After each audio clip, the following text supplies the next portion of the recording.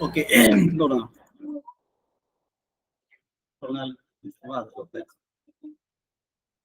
Yes, good morning to all of you. Good morning, sir. അപ്പോൾ കഴിഞ്ഞ ക്ലാസ്സിൽ നമ്മൾ എന്താണ് ഡിസ്കസ് ചെയ്തുകൊണ്ടിരുന്നത്?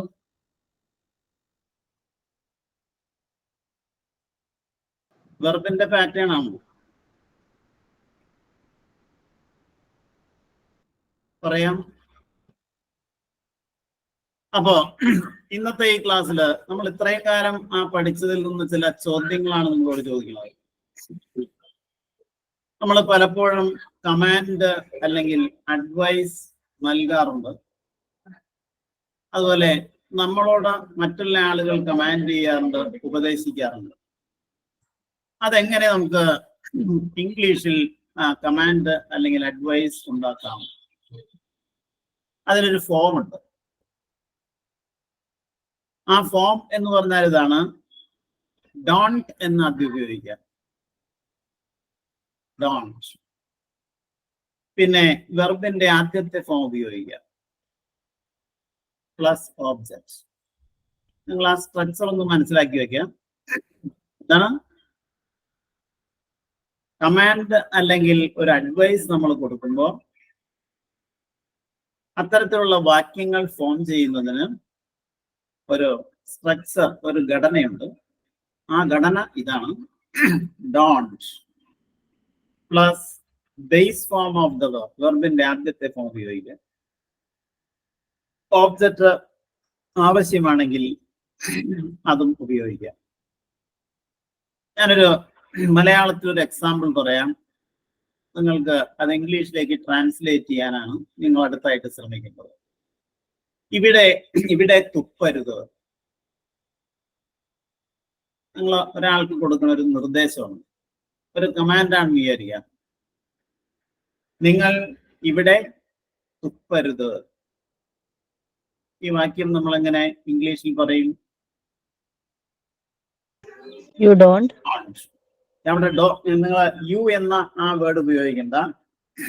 നിങ്ങൾ ആദ്യം ഡോണ്ട് എന്ന് ഉപയോഗിക്കാം. ഡോണ്ട്. തുപ്പുക എന്നുള്ളതിന് ഇംഗ്ലീഷ് വേർഡ് സ്പിറ്റ്, SPIT അല്ലേ? അപ്പൊ ഡോണ്ട് സ്പിറ്റ് ഇവിടെ. Here. Don't spit here. ഇവിടെ തുപ്പരുത്. അതൊരു നിർദ്ദേശമാണ്. അതുപോലെ ഞാൻ മലയാളത്തിൽ നിങ്ങളോട് ചോദ്യങ്ങൾ ചോദിക്കുകയാണ്, അത് നിങ്ങൾ ട്രാൻസ്ലേറ്റ് ചെയ്ത് പറയണം. ഈ സ്ട്രക്ചർ ഉപയോഗിച്ച് മാത്രം പറഞ്ഞാൽ മതി. മറ്റുള്ളവരെ കളിയാക്കരുത്. മറ്റുള്ളവരെ കളിയാക്കരുത്. അവിടെയും നമ്മൾ ആ വാക്യം എങ്ങനെ ഉണ്ടാക്കും? Don't insult others. ഇൻസൾട്ട് എന്ന് പറഞ്ഞാൽ അപമാനിക്കലാണ്. കളിയാക്കുക എന്നുള്ളതിന് നമ്മൾ ടീസ് എന്ന വേർഡാണ് ഉപയോഗിക്കുന്നത്, TEASE. അപ്പൊ നമ്മളെങ്ങനെ പറയും? Don't tease others. Don't tease others. നമ്മള് ഒരു കോൺവെർസേഷനിലാണ് ഒക്കെയാണ് വന്നുകൊണ്ടിരിക്കുന്നത്. പിന്നെ അടുത്തത്, കുട്ടികളെ അവഹേളിക്കരുത്. അപ്പൊ അവഹേളിക്കുക, നമുക്ക് വൊക്കാബുലറി ഉണ്ടാവണം. അവഹേളിക്കുക എന്നുള്ളതിന് English word humiliate, HUMILATE, humiliate, അപമാനിക്കുക എന്നൊക്കെയാണ് അതിൻ്റെ. അപ്പൊ കുട്ടികളെ അവഹേളിക്കരുത്. നമ്മളെങ്ങനെ ആശയം പറയും? Don't humiliate children. Don't humiliate children. Don't humiliate children. അപ്പോ അതുപോലെ മറ്റുള്ളവരെ പറ്റി അപവാദം പരത്തരുത്. ഞാൻ ഇംഗ്ലീഷിൽ ചോദിക്കുന്നു, നമ്മൾ ട്രാൻസ്ലേറ്റ് ചെയ്യണം. മറ്റുള്ളവരെ പറ്റി അപവാദം പരത്തരുത്. അപവാദം എന്നുള്ളതിന് പല വേർഡ്സും നമുക്ക് പറയാം. സ്കാൻഡൽ അല്ലേ, അല്ലെ റൂമർ. പരത്തുക എന്നുള്ളതിന് ഇംഗ്ലീഷ് വേർഡ് ഏതാണ്? സ്പ്രെഡ്. അപ്പൊ നമ്മൾ എങ്ങനെ പറയും ആ വാക്യം? മറ്റുള്ളവരെ കുറിച്ച് അല്ലെങ്കിൽ മറ്റുള്ളവർക്കെതിരെ. ഇവിടെ എല്ലാം നിങ്ങൾ ഓർക്കണം, എതിരെ എന്ന വാക്കിന് സമാനമായി ഇംഗ്ലീഷിൽ ഉപയോഗിക്കുന്നത് എഗെയിൻസ്റ്റ് എന്ന വേർഡാണ്. അപ്പോ ഇത്രയും പദങ്ങൾ വെച്ചുകൊണ്ട് നിങ്ങൾ ഈ ആശയം എങ്ങനെ ഇംഗ്ലീഷിൽ പറയും?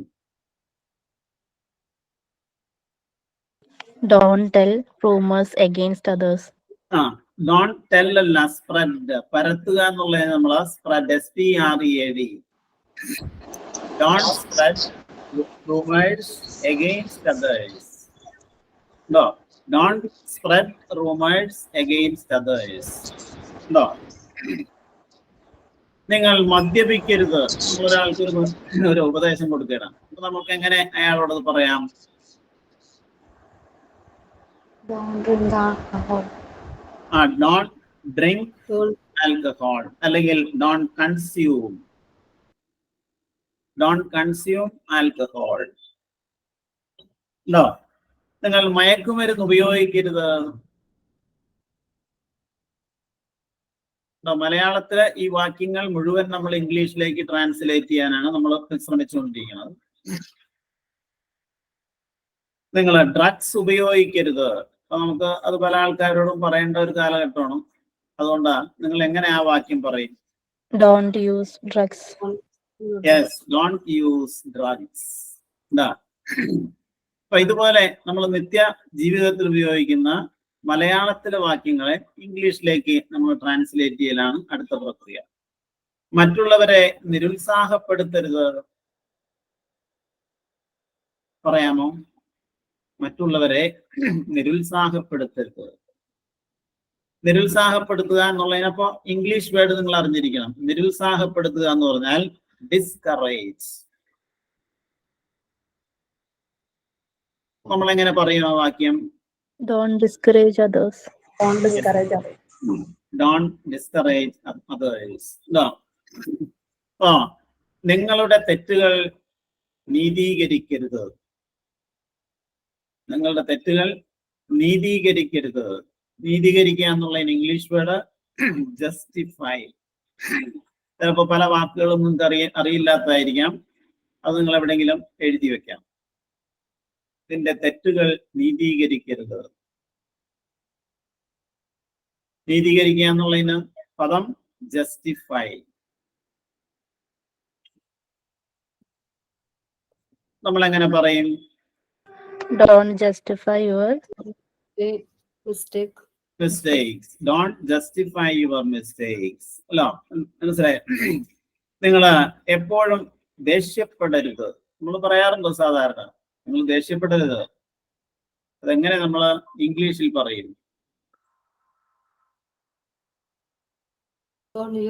Don't angry. Don't ദേഷ്യപ്പെടുക. നോക്കുക, ഇംഗ്ലീഷില് ഓരോന്നും ഓരോ ശൈലിയുണ്ട്. ആ ശൈലിയാണ് നമ്മൾ ഇവിടെ പഠിക്കേണ്ടത്. ദേഷ്യപ്പെടുക എന്നുള്ളതിന് ഇംഗ്ലീഷിൽ പറയണത് ഗെറ്റ് ആംഗ്രി എന്നാണ്. Get angry. അപ്പൊ ആ വാക്യം നമ്മൾ എങ്ങനെ പറയും? Don't get angry. നിങ്ങൾ എപ്പോഴും നിങ്ങൾ ദേഷ്യപ്പെടരുത് എന്നാണ് നിങ്ങൾക്ക് പറയേണ്ടി വരണമെങ്കിൽ നിങ്ങൾ ഉപയോഗിക്കാം. ഓൾവേസ് ഉപയോഗിക്കുമ്പോ ശ്രദ്ധിക്കേണ്ട കാര്യം, ഡോണ്ട് എന്ന ഓക്സിലിയറിക്കും ഗെറ്റ് ആംഗ്രി എന്ന മെയിൻ വെർബിനും ഇടയിലായിരിക്കണം അത് ഉപയോഗിക്കേണ്ടത്. ഡോണ്ട് ഓൾവേസ് ഗെറ്റ് ആംഗ്രി എന്നാണ് ശരിയായ പ്രയോഗം. പലയിടത്തും ഡോണ്ട് ഗെറ്റ് ആംഗ്രി ഓൾവേസ് എന്ന് കണ്ടിട്ടുണ്ട്. അത് ശരിയായ പ്രയോഗമല്ല. അത് ഇൻഫോർമൽ വേ ഓഫ് സേയിങ് ആണ്. ഇപ്പൊ നമ്മള് കമാൻഡ് അല്ലെങ്കിൽ അഡ്വൈസ് എങ്ങനെ കൊടുക്കാം എന്നാണ് ഇപ്പൊ നമ്മൾ പഠിച്ചത്. അതിന്റെ ആ ഘടന, സെന്റൻസ് പാറ്റേൺ മനസ്സിലാക്കി വെക്കാം. ഡോണ്ട് എന്ന് ആദ്യം എഴുതുക. ഡോണ്ട് ഗോ ദർ എന്ന് പറഞ്ഞാൽ അവിടെ പോകരുത്, അല്ലേ? അപ്പോ ഇവിടെ ഇപ്പൊ നമ്മള് ഡോണ്ട് കഴിഞ്ഞിട്ട് ഒരു വെർബാണ് ഉപയോഗിച്ചത്. Don't go, don't spit, don't tease, don't justify, don't get angry, ഇങ്ങനെയുള്ള വെർബ്സ് ആണ് നമ്മൾ ഉപയോഗിച്ചത്. കൂടാതെ ചില സാഹചര്യങ്ങളിൽ നമ്മൾ അഡ്ജക്റ്റീവ്സ് ഉപയോഗിക്കാറുണ്ട്. അഡ്ജക്റ്റീവ്സ് ഉപയോഗിച്ചുകൊണ്ട് നമുക്ക് ആൾക്കാർക്ക് നിർദ്ദേശങ്ങൾ കൊടുക്കാം. അപ്പൊ ഞാൻ എക്സാമ്പിൾ പറയാണ്. നിങ്ങൾ അഹങ്കാരമുള്ളവനാവരുത്, അല്ലെങ്കിൽ അഹങ്കാരി ആയിരിക്കരുത്. നമുക്കിത് പറയണം. ഈ വാക്യത്തിൽ ഒരു ക്രിയയില്ല, ഒരു വെർബില്ല. ഈ വാക്യം നമ്മൾ പറയുമ്പോൾ അതിനും ഒരു ഘടനയുണ്ട്. ആ ഘടന ഇതാണ്. ആദ്യം ഡോണ്ട്, കഴിഞ്ഞാൽ ബി എന്ന വെർബ് ഉപയോഗിക്കുക. Don't be plus adjective. ഇപ്പൊ അജക്റ്റീവ് ഉപയോഗിച്ചുകൊണ്ട് നമ്മൾ ഒരു അഡ്വൈസ് അല്ലെങ്കിൽ ഒരു കമാൻഡ് പറയുന്നത് എങ്ങനെയായിരിക്കും? Don't be plus adjective. വളരെ സിമ്പിൾ ആണ്.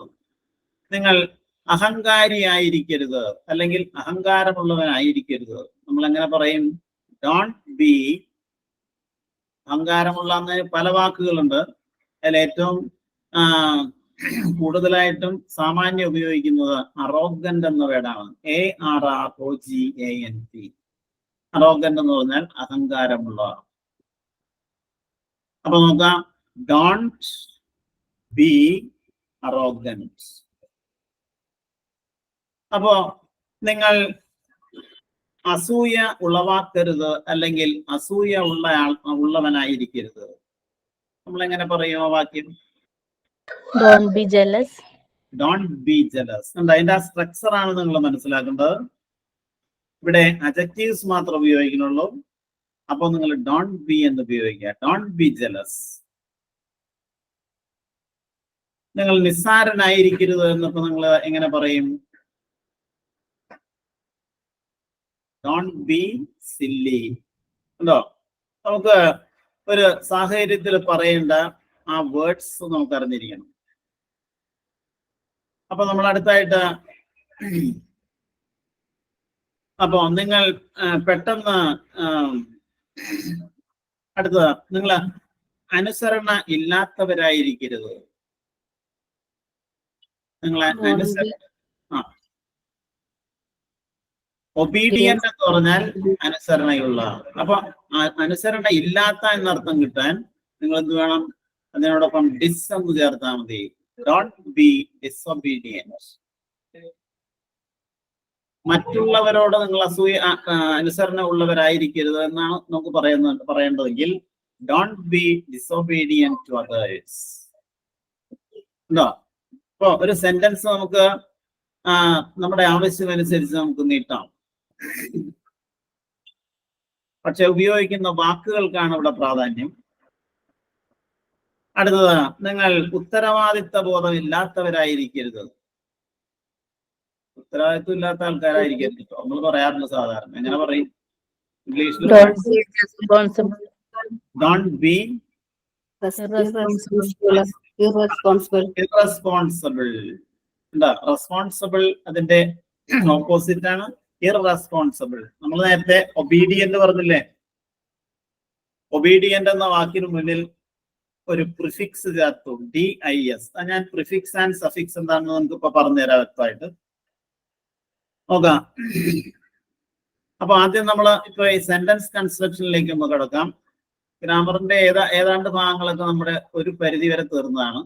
ഈ നിങ്ങൾക്ക് ഏതെങ്കിലും വല്ല ഭാഗം ടഫായിട്ട് തോന്നുന്നുണ്ടെങ്കിൽ പറയാം. അത് ഞാൻ പിന്നീട് എന്ത് പറഞ്ഞു തരുന്നതായിരിക്കും. പിന്നെ നിങ്ങൾ അലസനായിരിക്കരുത്. ഇങ്ങനെ വാക്യങ്ങൾ പറഞ്ഞ് നമ്മൾ പഠിക്കണം. Don't be lazy. Don't be lazy അല്ലേ? നിങ്ങള് വിവേകമില്ലാത്തവരാകരുത്. നിങ്ങൾ വിവേകമില്ലാത്തവരാവരുത്. വിവേകമുള്ള എന്നുള്ളതിന് നമുക്ക് പല വാക്കുകളും അറിയാം. വൈസ്, പ്രൂഡന്റ് എന്നൊക്കെ ഉള്ള പദങ്ങൾ ഉപയോഗിക്കാം. അപ്പൊ നിങ്ങൾ ആ വാക്യം എങ്ങനെ ഇംഗ്ലീഷിൽ പറയും? പ്രൂഡന്റ് എന്നോ, അല്ലെങ്കിൽ പ്രൂഡന്റിന്റെ ഓപ്പോസിറ്റ് ആണ് ഇംപ്രൂഡന്റ്. വൈസ് എന്നുള്ളതിന്റെ ഓപ്പോസിറ്റ് ആണ് അൺവൈസ്. അത് ഉപയോഗിച്ച് നമുക്ക് ആ വാക്യം പറയാമോ? Don't be advised. Don't be unwise or don't be imprudent. ഇംപ്രൂഡന്റ് എന്നൊക്കെ വേർഡ് നല്ല വേർഡാണ്. നിങ്ങൾ എവിടെയെങ്കിലും നോട്ട് ചെയ്ത് വെക്കാറ്. നിങ്ങൾ ഇത്ര പിശുക്കനാവരുത് കേട്ടോ, നമ്മൾ പറയാറുണ്ട്. ആ വാക്യം നമ്മൾ എങ്ങനെ ഇംഗ്ലീഷിൽ പറയും? പിശുക്കുള്ള എന്നുള്ളതിന് നമുക്ക് സ്റ്റിങ്കി എന്നൊരു വേർഡ് ഉപയോഗിക്കാം. STINGY. നമ്മൾ എങ്ങനെ ആ വാക്യം പറയും? Don't be stinky. Don't be stinky. എന്താ? നിങ്ങള് നാണമുള്ളവരാവരുത്. നാണമുള്ളവരാവരുത്. Don't be shamed. Shamed. Don't be ashamed എന്ന് നമുക്ക് വേണമെങ്കിൽ പറയാം. പിന്നെ നാണമുള്ള എന്നുള്ളതിന് സാധാരണയായിട്ട് നമ്മൾ കോമൺ ആയിട്ട് ഉപയോഗിക്കുന്ന ഷൈ എന്നൊരു വേർഡ് ഉണ്ട്. Don't be shy. എന്താ? നിങ്ങൾ നന്ദിയില്ലാത്തവരാകരുത്. നന്ദിയുള്ള എന്നുള്ളതിന് നമ്മൾ ഉപയോഗിക്കുന്ന വേർഡാണ് ഗ്രേറ്റ്ഫുൾ. അതിന്റെ സ്പെല്ലിംഗ് ശ്രദ്ധിക്കുക. ഗ്രേറ്റ് എന്ന വാക്കിന്റെ സ്പെല്ലിംഗ് എന്താണ്?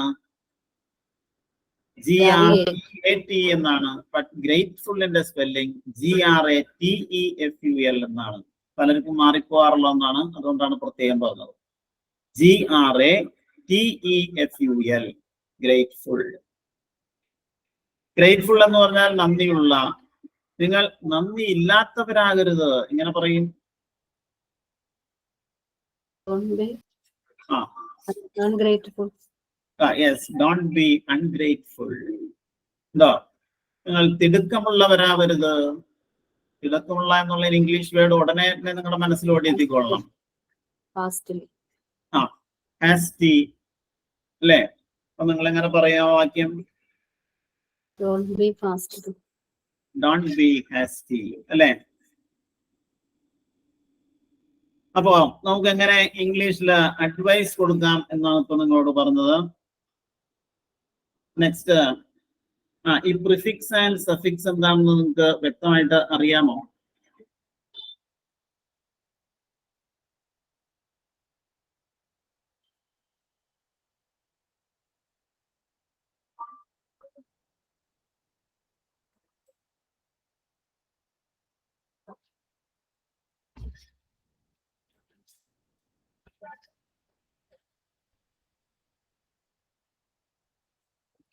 നോക്കാം. അതെന്തായാലും നിങ്ങളൊന്ന് മനസ്സിലാക്കി വെക്കേണ്ടത് നല്ലതാണ്. പ്രീഫിക്സ് എന്ന് പറഞ്ഞാൽ ഒരു വാക്കിന് മുന്നിൽ ചേർക്കുന്ന ചെറിയ പദങ്ങളെയാണ് പ്രിഫിക്സ് എന്ന് പറയുന്നത്. പ്രീ എന്ന് പറഞ്ഞാൽ എന്താണ്? പ്രീ, മുൻപുള്ള. പറഞ്ഞിട്ടില്ല നിങ്ങളോട്? ഇംഗ്ലീഷിൽ സാധാരണയായിട്ട് ഉപയോഗിക്കുന്ന ഏതാനും ചില പ്രിഫിക്സ് ഉണ്ട്. അതാണ് നിങ്ങൾ അത് കുറച്ച് മനസ്സിലാക്കി വെക്കുന്നത് നല്ലതാണ്. പ്രിഫിക്സ് എന്ന് പറഞ്ഞാൽ ഒരു വാക്കിന് മുന്നിൽ നമ്മൾ ചേർക്കുന്ന. ഞാൻ എക്സാമ്പിൾ പറയാം. ഇപ്പോ ഹാപ്പി, HAPPY, അതിന് മുന്നിലായിട്ട് നമ്മൾ അൺ എന്ന് ചേർക്കേണ്ട UN. അപ്പോ അൺഹാപ്പി എന്നായിട്ട് മാറും. അൺ എന്നുള്ളത് ഒരു പ്രിഫിക്സ് ആണ്. പക്ഷെ ഈ പ്രിഫിക്സ് ചേർക്കുമ്പോ വാക്കുകളുടെ അർത്ഥത്തിന് വ്യത്യാസം വരുന്നു. അപ്പോ വാക്കുകളുടെ അർത്ഥം വ്യത്യാസപ്പെടുത്തുന്നതിന് അവയുടെ മുന്നിലും പിന്നിലുമായി ചേർക്കുന്ന ലെറ്റേഴ്സ്, അവയാണ് നമ്മൾ പ്രിഫിക്സ് ആൻഡ് സഫിക്സ് എന്ന് പറയുന്നത്. ഇതിനെ നമ്മൾ രണ്ടിനെയും കൂടി നമുക്ക് അഫിക്സ് എന്ന് പറയാം. Affix, AFFIX. അപ്പൊ നിങ്ങൾ ശ്രദ്ധിക്കുക, എന്താണ് prefix? A group of letters placed before the root word. ഒരു റൂട്ട് വേർഡ് ഉണ്ട്, അതിന് മുന്നിലായി ചേർക്കുന്ന വാക്കുകളെയാണ് പ്രിഫിക്സ് എന്ന് പറയുന്നത്. an example, happy, unhappy. Able, ABLE. Able എന്ന വാക്കിന് മുന്നിലായിട്ട് നമുക്ക് EN എന്ന് ചേർക്കാം. അപ്പൊ എന്താവും? എനേബിൾ. അപ്പൊ അർത്ഥം മാറി. ഏബിൾ എന്ന് പറഞ്ഞാൽ എന്താണ്? കഴിവുള്ള. എനേബിൾ എന്ന് പറഞ്ഞാൽ കഴിവുള്ളതാക്കുക അല്ലെങ്കിൽ പ്രാപ്തമാക്കുക എന്ന വെർബായിട്ട് മാറി. എന്നാൽ അണേബിൾ എന്ന് പറഞ്ഞാലോ? UNABLE. അണേബിൾ. അവിടെ അൺ എന്നുള്ളത് പ്രിഫിക്സ് ആണ്. അണേബിൾ എന്ന് പറഞ്ഞാൽ കഴിവില്ലാത്ത, നമുക്കറിയാവുന്നതാണ്. കഴിവില്ലാത്ത എന്നർത്ഥത്തിൽ നമ്മൾ രണ്ട് പദങ്ങൾ ഉപയോഗിക്കാറുണ്ട്. ഒന്ന് അൺഏബിൾ, മറ്റൊന്ന് ഡിസേബിൾ. ഇത് രണ്ടിന്റെയും മീനിങ് കഴിവില്ലാത്ത എന്നാണ്. പക്ഷെ ഇവ തമ്മിൽ ചെറിയൊരു വ്യത്യാസമുണ്ട്. ഇപ്പൊ ഈസ് അൺഏബിൾ ടു വാക്ക്, അവന് നടക്കാൻ കഴിവില്ലാത്തയാളാണ് എന്ന് പറഞ്ഞാൽ ജന്മനാൽ അയാൾക്ക് നടക്കാനുള്ള കഴിവില്ല എന്നാണ്. But he is disable to walk എന്ന് പറഞ്ഞാൽ അയാൾക്ക് ജന്മന നടക്കാൻ കഴിവുണ്ട്, എന്തോ അപകടം മൂലം ഇപ്പോ അയാൾക്ക് നടക്കാൻ കഴിവില്ല എന്നാണ് ഡിസേബിൾ എന്ന വാക്കിന്റെ അർത്ഥം. അണേബിളും ഡിസേബിളും തമ്മിൽ അത്രയും മൈന്യൂട്ട് ആയിട്ടുള്ള ഒരു ഡിഫറൻസ് ഉണ്ട്, അത് മനസ്സിലാക്കാം. അണേബിൾ എന്ന് പറഞ്ഞാൽ എന്താണ്? നമുക്ക് സ്വാഭാവികമായി ജന്മസിദ്ധമായി ഇല്ലാത്ത കഴിവാണ് അത്. ജന്മസിദ്ധമായി കഴിവില്ല എന്ന് പറയാനാണ് അണേബിൾ ഉപയോഗിക്കുന്നത്. ഡിസേബിൾ എന്ന് ഉപയോഗിക്കുന്നത് എപ്പോഴാണ്? ആക്സിഡന്റ് മൂലമോ അല്ലെങ്കിൽ മറ്റെന്തെങ്കിലും രോഗം മൂലമോ നമുക്കുണ്ടായിരുന്ന ഒരു കഴിവ് നഷ്ടപ്പെട്ടിട്ടുണ്ടെങ്കിൽ അപ്പൊ ഡിസേബിൾ എന്നാണ് നമ്മൾ പറയുന്നത്. അപ്പൊ പ്രിഫിക്സ് ആണ് ഇപ്പൊ നമ്മൾ പറഞ്ഞുകൊണ്ടിരിക്കുന്നത്. അടുത്തത് suffix. Suffix are also a group of words placed before the root of a word. ഒരു വേർഡിന്റെ, അതായത് ഒരു റൂട്ട് വേർഡിന് ശേഷം ചേർക്കുന്ന വാക്കുകളെയാണ് നമ്മൾ സഫിക്സ് എന്ന് പറയുന്നത്. ഉദാഹരണത്തിന് നേരത്തെ ഞാൻ പറഞ്ഞാണ് GRATEFUL. അവിടെ ഫുൾ എന്ന വേർഡ് സഫിക്സ് ആണ്. അതുപോലെ സിക്ക് എന്ന വാക്ക് SICK, സിക്ക്. സിക്ക് എന്ന് പറഞ്ഞാൽ എന്താണ്? അസുഖമുള്ള. അതിന്റെ കൂടെ NDSS എന്ന് ചേർക്കുകയാണ്, സിക്നസ്. സിക്നസ് എന്ന് പറഞ്ഞാൽ അസുഖം. അപ്പോ സഫിക്സും പ്രിഫിക്സും ഒരു വാക്കിനോടൊപ്പം ചേർത്താൽ വാക്കിന്റെ അർത്ഥത്തിൽ വ്യത്യാസം വരുന്നതായിരിക്കും. ഇംഗ്ലീഷിൽ സാധാരണയായിട്ട് ഉപയോഗിക്കുന്ന പ്രിഫിക്സുകൾ ഏതൊക്കെയാണെന്ന് വെച്ചാൽ, ഒന്ന് EN, മറ്റൊന്ന് EM. ഏതൊക്കെയാണ്? EN. ഞാൻ എക്സാമ്പിൾ പറയാം. വേർഡ് ഫോർമേഷൻ ആണ് ഈ പഠിക്കുന്നത്, അത് വളരെ പ്രധാനപ്പെട്ട ഒന്നാണ്. EN, അതുപോലെ EM. ഇപ്പോ ഒരു വേർഡ് പറയാം, ക്ലോസ്. ക്ലോസ്, അതിന് മുന്നിലായിട്ട് നിങ്ങൾ N ചേർക്കുക, എൻക്ലോസ്. ക്ലോസും എൻക്ലോസും തമ്മിൽ അർത്ഥത്തിൽ വളരെ വ്യത്യാസമുണ്ട്. ക്ലോസ് എന്ന് പറഞ്ഞാൽ അടയ്ക്കുക, എൻക്ലോസ് എന്ന് പറഞ്ഞാൽ അടക്കം ചെയ്യുക, ഉള്ളിലുണ്ടായിരിക്കുക എന്നൊക്കെയാണ് അതിൻ്റെ അർത്ഥം. അതുപോലെ courage, encourage.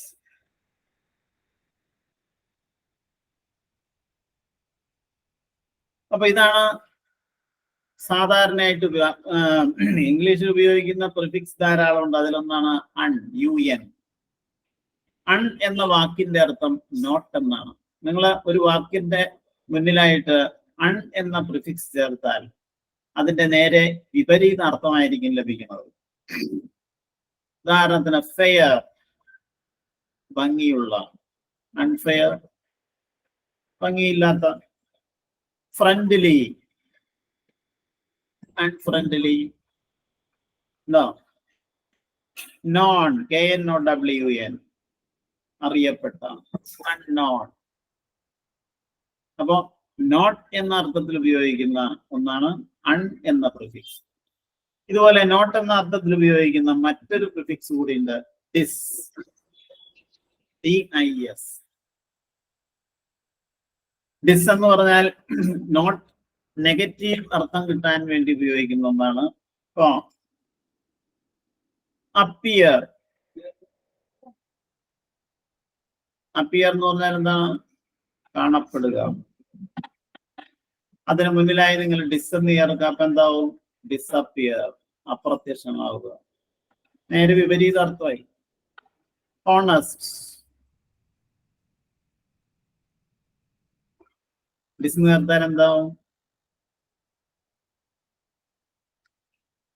Honest, dishonest. Grace, disgrace. ഉണ്ടോ?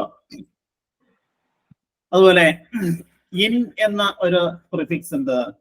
ഉള്ളിൽ എന്നർത്ഥം കിട്ടാനാണ് അത് ഉപയോഗിക്കുന്നത്. ഇൻലാൻഡ്, ഇൻലാൻഡ് വാട്ടർ ട്രാൻസ്പോർട്ട്, ഉൾനാടൻ ജലഗതാഗതം. ഇൻസൈഡ്, ഇൻസൈഡ്, അവിടെ ഇൻസൈഡ് എന്ന വാക്കിന്റെ റൂട്ട് വേർഡിനോടൊപ്പം ഇൻ എന്ന് ചേർത്തപ്പോഴാണ് നമുക്ക് മറ്റൊരു പുതിയ വേർഡ് കിട്ടിയത്. അതുപോലെ ഉപയോഗിക്കുന്ന പ്രിഫിക്സ് ആണ്. അപ്പൊ ഒരു വേർഡ് നമുക്ക് എങ്ങനെ ഫോം ചെയ്യാം എന്നുള്ളതാണ് ഈ പറയുന്നത്. ഇപ്പൊ ഇംഗ്ലീഷില് ഏറ്റവും ലോങ്സ്റ്റ് വേർഡായിട്ട് ഉപയോഗിക്കുന്ന ഒരു പദമുണ്ട്.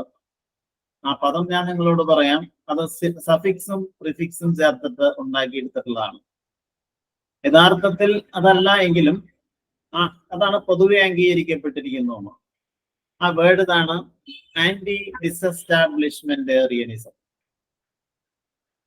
നോക്കാം, ആന്റി ഡിസെസ്റ്റാബ്ലിഷ്മെന്റേറിയനിസം. അവിടെ എസ്റ്റാബ്ലിഷ് എന്ന ഒരു റൂട്ട് വേർഡിന് മുന്നിലായിട്ട് പറയാമോ? പറയാം. ആന്റി ഡിസെസ്റ്റാബ്ലിഷ്മെന്റേറിയനിസം. നോക്കാം, ഈ വേർഡ് എങ്ങനെ ഫോം ചെയ്തു എന്നാണ് നമ്മൾ മനസ്സിലാക്കുന്നത്. എസ്റ്റാബ്ലിഷ് എന്ന വേർഡില്ലേ, ESTABLISH, അതിന് മുന്നിലായി നമ്മൾ ആന്റി എന്ന് പറഞ്ഞൊരു പ്രിഫിക്സ് ആണ്. ഡിസ് മറ്റൊരു പ്രിഫിക്സ് ആണ്. ആന്റി ഡിസ് എസ്റ്റാബ്ലിഷ്, MENT മെന്റ് ഒരു സഫിക്സ് ആണ്. പിന്നെ ഡിസെസ്റ്റാബ്ലിഷ്മെന്റേറിയനിസം, ഏറിയൻ, അതുപോലെ ISM. ഇങ്ങനെ ഒരു വാക്കിന് റൂട്ട് വേർഡിന് മുന്നിലും പിന്നിലുമായി നമുക്ക് സഫിക്സും പ്രിഫിക്സും ആഡ് ചെയ്തുകൊണ്ട് ലോങ്സ്റ്റ് വേർഡ്സ് ഉണ്ടാക്കിയെടുക്കാവുന്നതാണ്. അല്ല, അങ്ങനെയാണ് പദങ്ങൾ ഉണ്ടാക്കിയിട്ടുള്ളത്. ഈ ഒറിജിൻ ഓഫ് വേർഡ്സ് ആണ്. എങ്ങനെ ഈ വാക്കുകൾ ഉണ്ടായി, അതാണ് നമ്മൾ കുറച്ച് മനസ്സിലാക്കേണ്ടത്. അത് മനസ്സിലാക്കുകയാണെങ്കിൽ ഈ വാക്കുകളുടെ പഠനം വളരെ എളുപ്പമായിരിക്കും. വേർഡ്സ് അറിഞ്ഞിരിക്കണം, അതാണ് ഏറ്റവും പ്രധാനപ്പെട്ട ഒരു കാര്യം. അപ്പൊ നിങ്ങൾക്ക് ഒരു സാഹചര്യത്തില് ആരോടെങ്കിലും ഒരു സംഭവത്തെ കുറിച്ച് പറയണം. അത് പറയണമെന്നുണ്ടെങ്കിൽ നിങ്ങൾ പറയാൻ പോകുന്ന ആശയം എന്താണോ ആ ആശയവുമായിട്ട് ബന്ധപ്പെട്ട വാക്കുകൾ നിങ്ങൾക്ക് പരിചയമായിരിക്കും. അതിനുവേണ്ടിയാണ് ഇത് നമുക്ക് പറഞ്ഞത്. അപ്പൊ യഥാർത്ഥത്തിൽ the longest word in English എന്ന് പറയുന്നത് അതല്ല. അത് ഈ ജീസസ് ക്രൈസ്റ്റിന്റെ ജന്മസമയത്ത് ഉണ്ടായ ഒരു ശബ്ദമാണെന്നാണ് പറയുന്നത്. ABB എന്ന് പറഞ്ഞിട്ടാണ് തുടങ്ങുന്നത്.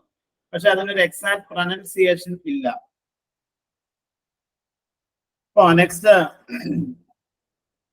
പിന്നെ സാധാരണയായിട്ട് ഉപയോഗിക്കുന്ന മറ്റ് പ്രിഫിക്സുകളാണ്. ഒന്ന് നേരത്തെ പറഞ്ഞാണ്, പറഞ്ഞാണ് IM, അതുപോലെ IL, IR. ഓക്കെ, ഇം എന്ന് പറഞ്ഞാൽ അതും നോട്ട് എന്ന അർത്ഥമാണ് അതിന് കിട്ടുന്നത്. ഞാനൊരു എക്സാമ്പിൾ പറയാം. പ്രോപ്പർ, അതിന്റെ മുന്നിലായി നിങ്ങൾ ചേർക്കുക, ഇംപ്രോപ്പർ. പ്രോപ്പർ എന്ന് പറഞ്ഞാൽ എന്താണ്? നേരായ. ഇംപ്രോപ്പർ എന്ന് പറഞ്ഞാൽ നേരിട്ടല്ലാത്ത. എന്താ? അതുപോലെ ലീഗൽ, LEGAL, ലീഗൽ. അതിന്റെ മുന്നിൽ നിങ്ങൾ ഇല്ലെന്ന് ചേർത്താലോ IL എന്ന് ചേർത്താലും ഇല്ലീഗൽ. അർത്ഥ വ്യത്യാസം പറഞ്ഞ ലീഗൽ, ഇല്ലീഗൽ. അതുപോലെ റെസ്പോൺസിബിൾ, അതിന് മുന്നിൽ നിങ്ങൾ IR എന്ന് ചേർക്കണം. ഇറസ്പോൺസിബിൾ. Responsible, irresponsible. അപ്പൊ ഇവിടെ ശ്രദ്ധിക്കുക, ഇം, ഇൽ, എർ ഈ വാക്കുകൾ പ്രിഫിക്സ് ആണ്. ഇവ നോട്ട് എന്ന അർത്ഥത്തിലാണ് ഇത് ഉപയോഗിക്കുന്നത്. പിന്നെ സാധാരണ ഉപയോഗിക്കുന്ന മറ്റൊന്നാണ് മിസ്, MIS, മിസ്. മിസ് എന്ന് പറഞ്ഞാൽ റോങ്ലി, തെറ്റായി എന്നാണ് അതിന്റെ അർത്ഥം. തെറ്റായി എന്ന അർത്ഥം കിട്ടാൻ വേണ്ടിയിട്ടാണ് മിസ് എന്ന വാക്ക് നമ്മൾ സാധാരണ ഉപയോഗിക്കുന്നത്. ഇപ്പോ എക്സാമ്പിൾ പറയാം. ഇന്റർപ്രറ്റ്. ഇന്റർപ്രറ്റ് എന്ന് പറഞ്ഞാൽ വ്യാഖ്യാനിക്കുക.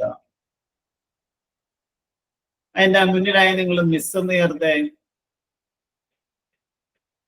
മിസ്ഇന്റർപ്രറ്റ്. അതായത് മിസ്ഇന്റർപ്രറ്റ് എന്ന് പറഞ്ഞാൽ അർത്ഥം നേരെ വിപരീതമായി, ദുർവ്യാഖ്യാനിക്കുക എന്നായി. അതുപോലെ ടേക്ക്,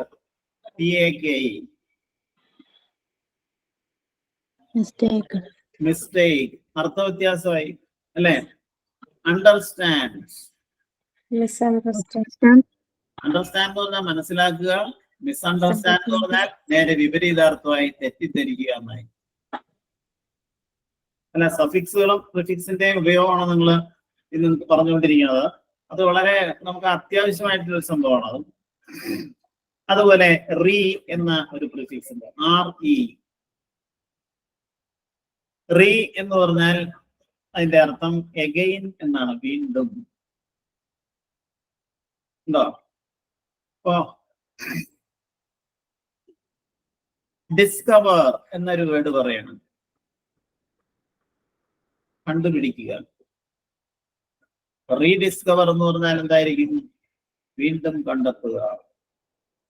അതുപോലെ യുണൈറ്റ്,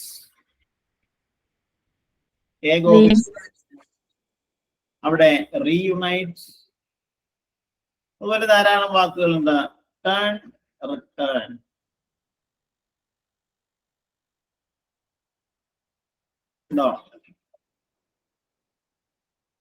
നെക്സ്റ്റ് ഒരു 2-3 പ്രിഫിക്സ് കൂടി നിങ്ങൾ മനസ്സിലാക്കി വെച്ചേക്ക്. എന്തായാലും അടുത്താണ് സബ്, SUB. നിങ്ങൾക്ക് നല്ല പരിചയമായിട്ടുള്ള വാക്കാണ് അത്, SUB. സബ് എന്ന് പറഞ്ഞാൽ അണ്ടർ എന്നാണ് അതിന്റെ അർത്ഥം. സബ് ഇൻസ്പെക്ടർ എന്ന് പറഞ്ഞാൽ എന്താണ്? ഇൻസ്പെക്ടർ കീഴിലുള്ള. മനസ്സിലായോ? Sub inspector. സബ്മർജ്, സബ്മർജ് അത് വെള്ളത്തിന് കീഴിലുള്ള അല്ലെങ്കിൽ വെള്ളത്തിനടിയിലേക്ക് പോകുന്ന സബ്മർജ്. Submarine, submarine. അതുപോലെ അങ്ങനത്തെ സബ് ചേർത്താൽ നമുക്ക് അണ്ടർ എന്ന അർത്ഥമായിരിക്കും കിട്ടുന്നത്. മറ്റൊന്ന് മിഡ്, MID, മിഡ്. മിഡ് എന്താണെന്ന് നമുക്കറിയാം, മിഡിൽ, മധ്യത്തിൽ എന്നാണ് അതിന്റെ അർത്ഥം. Mid day, mid day meals കേട്ടിട്ടില്ലേ നിങ്ങള്? ഉച്ചഭക്ഷണം. അപ്പൊ മിഡ് ഡേ എന്ന് പറഞ്ഞാൽ മിഡിൽ ഓഫ് ദ ഡേ. അതുപോലെ മിഡ് വേ, മിഡ് വേ എന്ന് പറഞ്ഞാൽ എന്തായിരിക്കും? അതായത് വഴി നമ്മൾ യാത്ര പോയിക്കൊണ്ടിരിക്കുന്നു.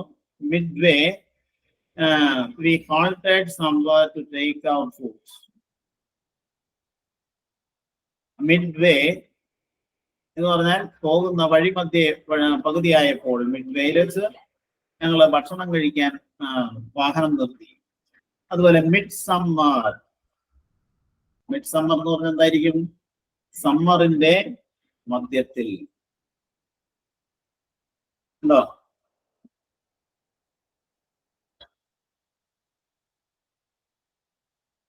നെക്സ്റ്റ് അടുത്തൊന്ന് DE എന്ന ഒരു പ്രിഫിക്സ് ഉണ്ട്.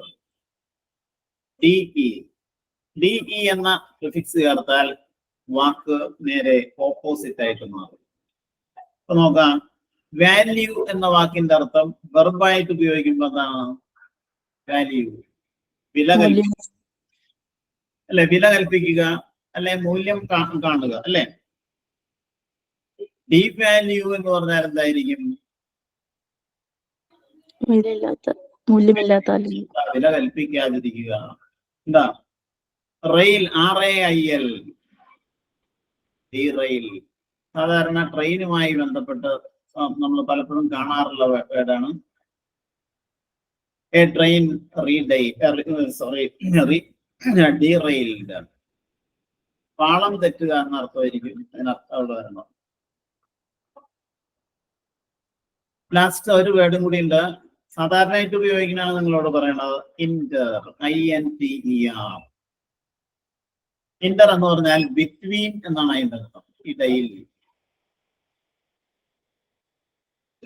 ഇതാണ് ബിറ്റ്വീൻ, BETWEEN, ഇന്റർ. ഇന്റർകാസ്റ്റ് നമ്മൾ പലരും കേട്ടിട്ടുള്ളതാണ്, ഇന്റർകാസ്റ്റ് മാരേജ്. അവിടെ കാസ്റ്റിനിടയിൽ എന്നാണ് അതിന്റെ അർത്ഥം. ഇന്റർമീഡിയറ്റ്, ഇതെല്ലാം പ്രിഫിക്സ് ചേർത്തിട്ട് ഉണ്ടാക്കിയിട്ടുള്ള വാക്കുകളാണ്. സാധാരണ നമ്മൾ എവിടെയെങ്കിലും വായിക്കുമ്പോഴോ അല്ലെങ്കിൽ വായിക്കുമ്പോൾ നമ്മൾ ഈ വാക്കുകൾ കാണാറുണ്ട്. പക്ഷെ ഇതെങ്ങനെ ഉണ്ടായി, അതിന്റെ അർത്ഥം ഇതാണ്, അർത്ഥ വ്യത്യാസമില്ല.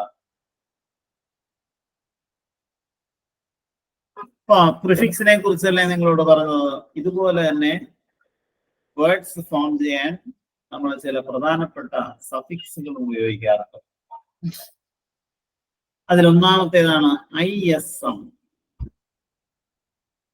ISM എന്ന് പറഞ്ഞാൽ ബിലീഫ് എന്നാണ് അതിന്റെ അർത്ഥം, വിശ്വാസം.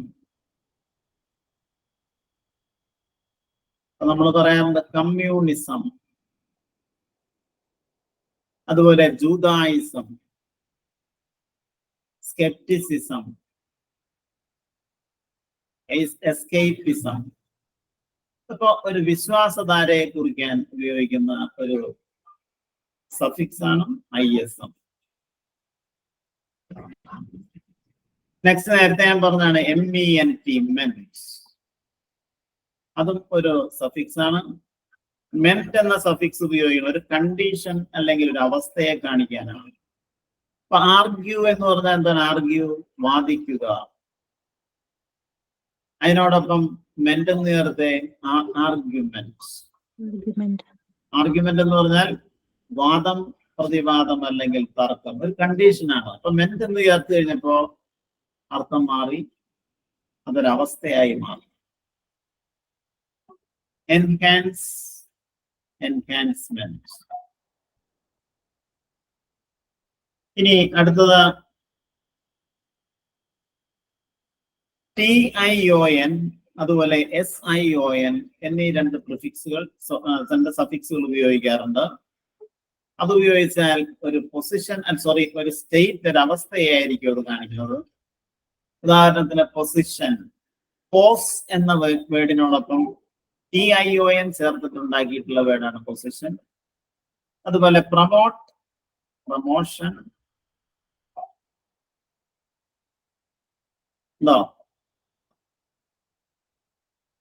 അതുപോലെ EN എന്ന ഈ വേർഡ്, EN എന്ന നമ്മൾ പ്രിഫിക്സിൽ ഉപയോഗിച്ചു, പക്ഷെ സഫിക്സിലും EN ഉപയോഗിക്കാറുണ്ട്. ചില വാക്കുകൾക്ക് പിന്നിലായി EN ചേർത്താൽ അർത്ഥം വളരെ മാറും. അപ്പൊ സ്ട്രെങ്ത് എന്ന് പറഞ്ഞാൽ എന്താ? സ്ട്രെങ്ത്, ശക്തി അല്ലെങ്കിൽ ബലം, അല്ലെ? അതിന്റെ കൂടെ EN ചേർത്ത് സ്ട്രെങ്തൻ. സ്ട്രെങ്തൻ എന്ന് പറഞ്ഞാൽ എന്തായിരിക്കും?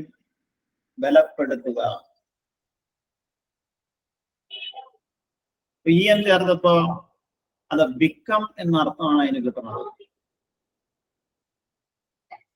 അതുപോലെ വേഴ്സ് എന്ന വേർഡ് കേട്ടിട്ടില്ല നിങ്ങൾ? Worse, WORS, verse.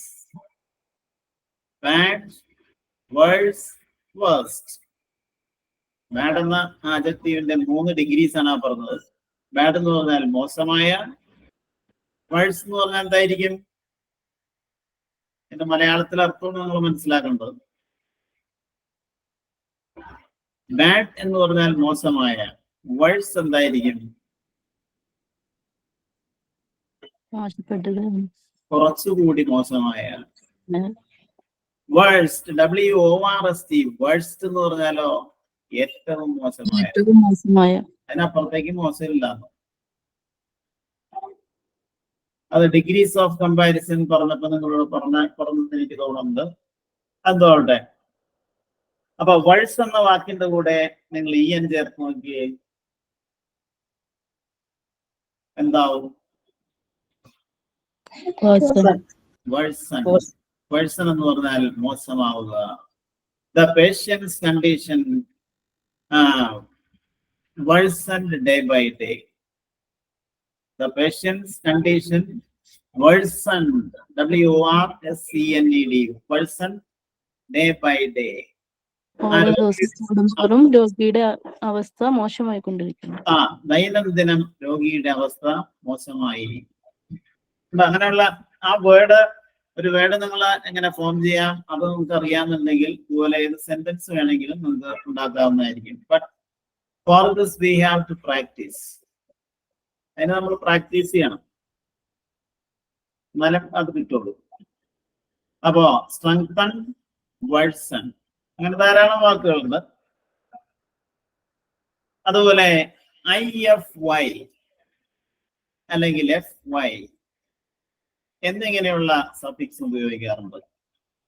ഇപ്പൊ ജസ്റ്റ്, JUST, ജസ്റ്റ് എന്ന് പറഞ്ഞാൽ നീതി, അതിനോടൊപ്പം നിങ്ങൾ IFY ചേർക്കാം, ജസ്റ്റിഫൈ. എന്താവും? അത് വെർബായി ജസ്റ്റിഫൈ എന്ന് പറഞ്ഞാൽ നീതീകരിക്കുക എന്നായി. സിമ്പിൾ അല്ല, LE മാറ്റിയിട്ട് IFY എന്ന് ചേർക്കുക, സിംപ്ലിഫൈ, ലഘൂകരിക്കുക. അപ്പൊ സിമ്പിൾ എന്ന് പറഞ്ഞാൽ ലളിതമായ, സിംപ്ലിഫൈ എന്ന് പറഞ്ഞാൽ എന്തായിരിക്കും? ലളിതമാക്കുക അല്ലെങ്കിൽ എളുപ്പമാക്കുക.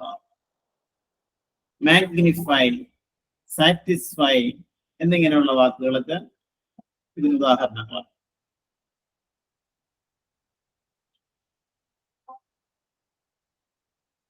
പിന്നെ IOUS അതുപോലെ OUS എന്നിവ പ്രിഫിക്സ് ആയിട്ട് ഉപയോഗിക്കാറുണ്ട്. അപ്പോ നമുക്ക് റിലീജിയൻ മതം അല്ലെ,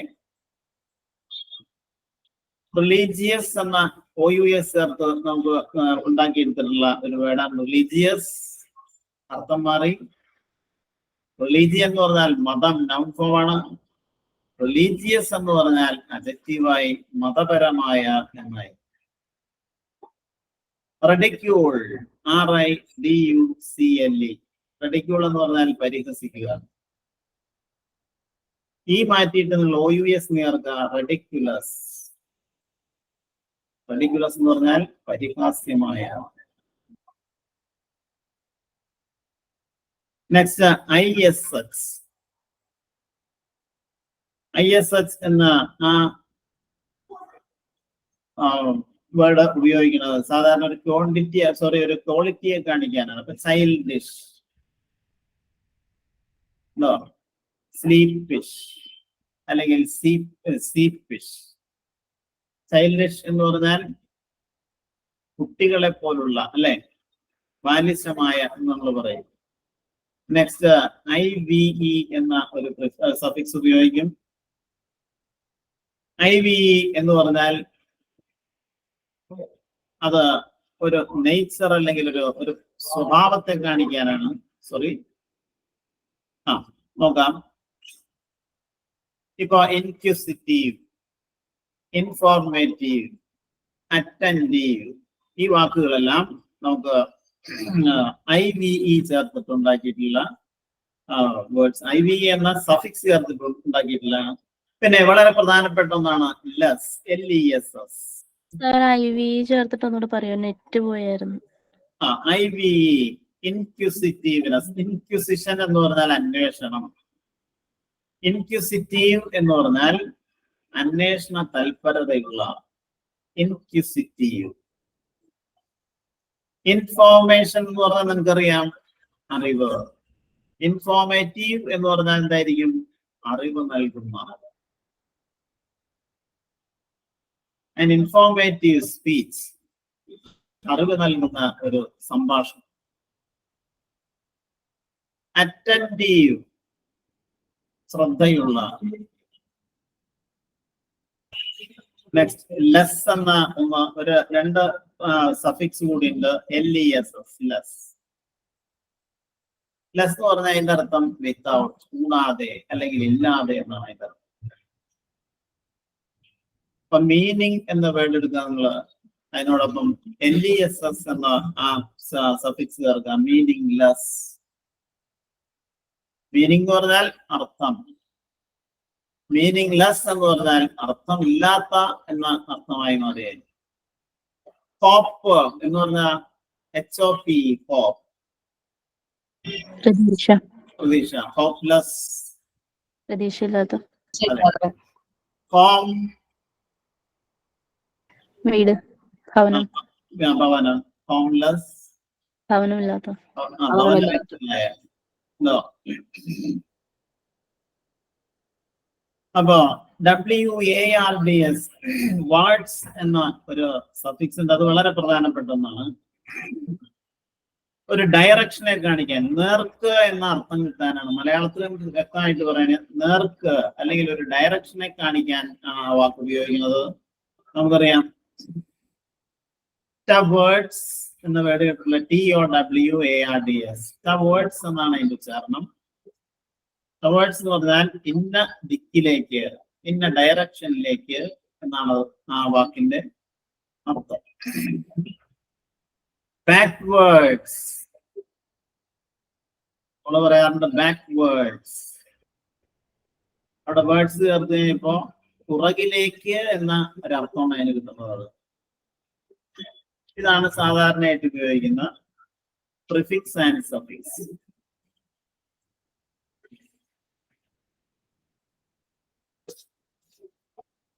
അതിൽ നിങ്ങൾക്ക് എന്തെങ്കിലും സംശയങ്ങളുണ്ടെങ്കിൽ ചോദിക്കാം.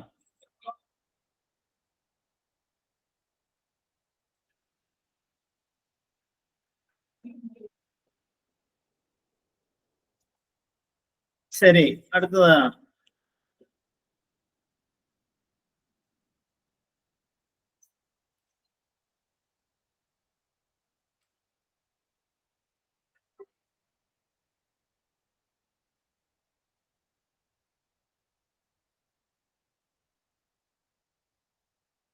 നിങ്ങൾക്ക് എന്റെ റിവിഷൻ നടത്തിയിട്ടില്ലല്ലേ?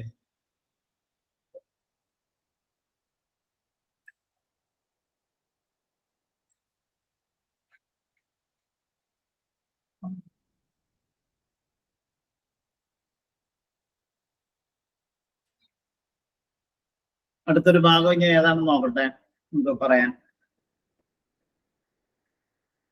ടീച്ചർ എന്ന് പറഞ്ഞ വേർഡ് സഫിക്സ് ഉണ്ടോ സാറ്? ഏതോ ടീച്ചർ എന്ന് പറഞ്ഞ വേർഡിന് സഫിക്സ് ടീച്ചറാ? ഉണ്ടോ? ഇല്ല. ടീച്ചർ എന്ന് പറഞ്ഞ ഒരു നൗൺ ഫോം ആണ്. അത് നമുക്ക് ഒരു സഫിക്സോ പ്രിഫിക്സോ ചേർക്കാൻ പറ്റില്ല. സാധാരണ ഉപയോഗിച്ചു വന്ന സഫിക്സ് ആൻഡ് പ്രിഫിക്സ് ഇതാണ്. അതിൽ മറ്റ് ചില കാര്യങ്ങൾ കൂടിയുണ്ട്. സഫിക്സിൽ നമുക്ക് ഡിപ്പാർട്ട്മെന്റ് എന്ന് വരുമോ? ഡിപ്പാർട്ട്മെന്റ് എന്ന് പറഞ്ഞു കഴിഞ്ഞിട്ടുണ്ടെങ്കിൽ അത് ഒരു സഫിക്സും പ്രിഫിക്സും ചേർത്തുണ്ടാക്കിയ വാക്കാണെന്ന് പറയാൻ പറ്റില്ല. കാരണം ഡിപ്പാർട്ട്മെന്റ് എന്ന് പറഞ്ഞാൽ ഒരു സിംഗിൾ വേർഡ് ആണ്. അവിടെ ഡി എന്നുള്ളത് സഫിക്സ് അല്ല. മെന്റ് എന്നുള്ളതും സഫിക്സ് ആയിട്ട് നമുക്ക് കണക്കാക്കാൻ പറ്റില്ല. ഡിപ്പാർട്ട്മെന്റ് എന്ന് പറഞ്ഞാൽ ഇംഗ്ലീഷിലെ ഒരു എസ്റ്റാബ്ലിഷ്ഡ് വേർഡ് ആണ്. Okay sir. ബാലൻസ്, ഇംബാലൻസ്, അത് ബാലൻസ്, ഇംബാലൻസ്, റൈറ്റ്. നിങ്ങൾ അങ്ങനെയുള്ള വാക്കുകളാണ്. Balance, imbalance, patience, impatience, interested, uninterested, അതൊക്കെ വരില്ലേ? Interested, uninterested. അവിടെ അൺ എന്നുള്ളത് പ്രിഫിക്സ് ആണ്.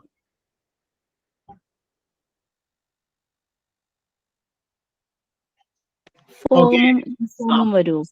ചോദിക്കാം. ഫോം, ഇൻഫോം വരുമോ? Form, inform. ഇൻഫോം എന്നുള്ളത് അതേ ഫോമിന്റെ ഏതാണ്ട് അതേ അർത്ഥം. ഫോം എന്ന് പറഞ്ഞാൽ എന്താ? രൂപീകരിക്കുക. അപ്പോ രൂപപ്പെടുത്തുക അല്ലെങ്കിൽ രൂപപ്പെടുത്തിയ എന്നൊക്കെ ഉള്ള അജക്റ്റീവ് അർത്ഥത്തിൽ ഉപയോഗിക്കുന്ന വാക്കുകളെ നമുക്ക് പ്രിഫിക്സും സഫിക്സും ചേർത്ത് ഉണ്ടാക്കാൻ പറ്റുള്ളൂ. ഇൻഫോം എന്നുള്ളത് നേരത്തെ ഞാൻ പറഞ്ഞതുപോലെ that is also an established word in English.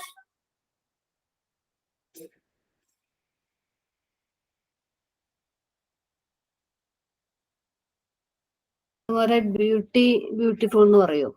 Beautiful, beautiful എന്നുള്ളത് ഒരു സഫിക്സ് ആണ്.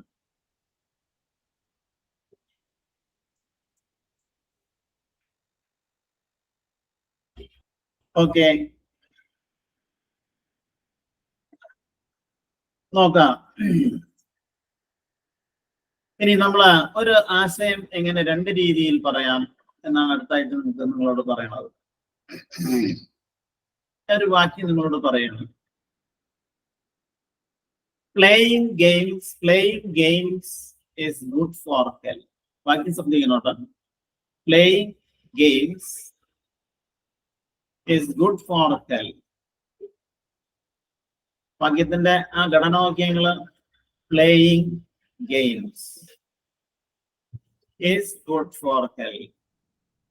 Playing games ആണ് അവിടെ subject. is good for health. is ആണ് verb.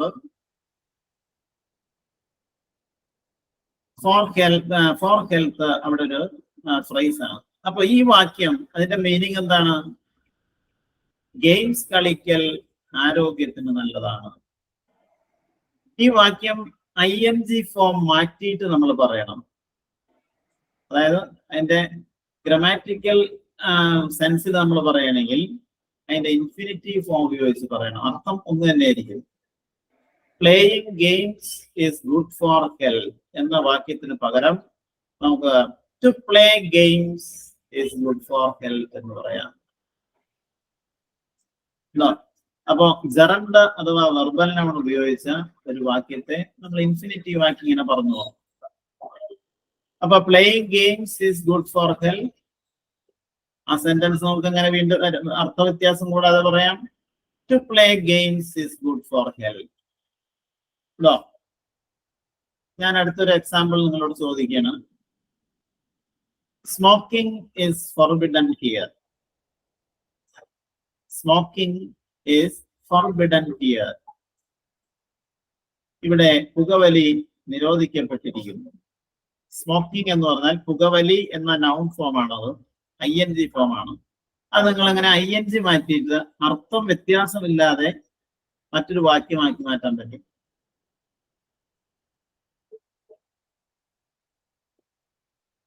എങ്ങനെ പറയും? Smoking is forbidden.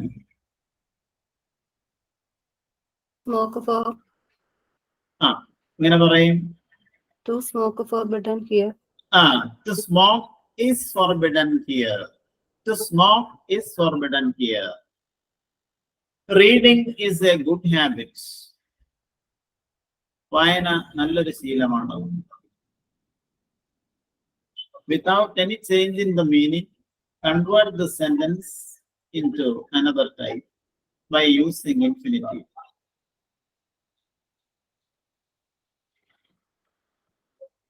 To read is good habit. To read is a good habit. Reading is a good habit എന്നതിന് പകരം നമുക്ക് എന്ത് പറയാം? To read is a good habit. നോക്കാം.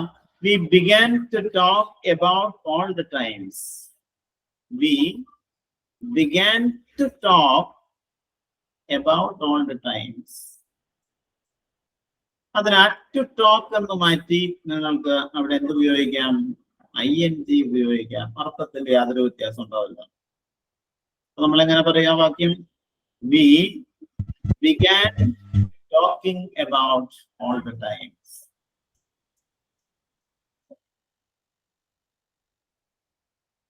No. So I intend to visit Varkala next year. I intend to visit Varkala next year.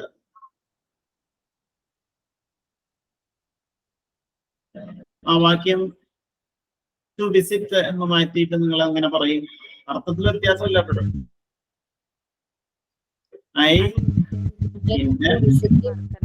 I intend to visit Varkala next year. അത് ആ വാക്യം ഞാൻ പറഞ്ഞതാണ്. നിങ്ങൾ ടു വിസിറ്റ് എന്ന് മാറ്റി ING ചേർത്തിട്ട് ആ വാക്യം വീണ്ടും പറയാം. അർത്ഥത്തിലൊരു വ്യത്യാസം ഉണ്ടാവില്ല എപ്പോഴും. അപ്പൊ ഒരാശയത്തെ നമുക്ക് രണ്ട് രീതിയിൽ അവതരിപ്പിക്കാം. അങ്ങനെ പറയും, I intent visiting Varkala next year. എന്താ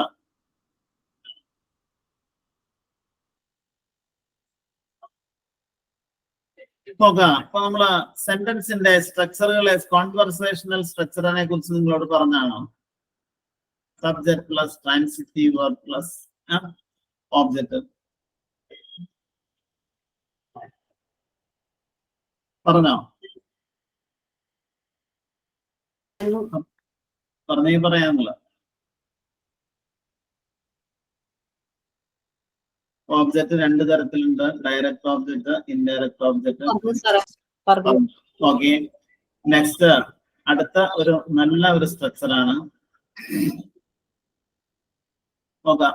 സബ്ജക്റ്റ് ആദ്യം ഒരു സെന്റൻസിൽ എഴുതാം, പിന്നെ വെർബ് എഴുതാം, അതിനുശേഷം ഒരു പ്രപ്പോസിഷൻ ഉപയോഗിക്കാം, അതിനുശേഷം ജെറൻഡ് അഥവാ വെർബൽ നൗൺ. നമ്മൾ അങ്ങനെയുള്ള വാക്യം എങ്ങനെ പറയുന്നു നോക്കാം.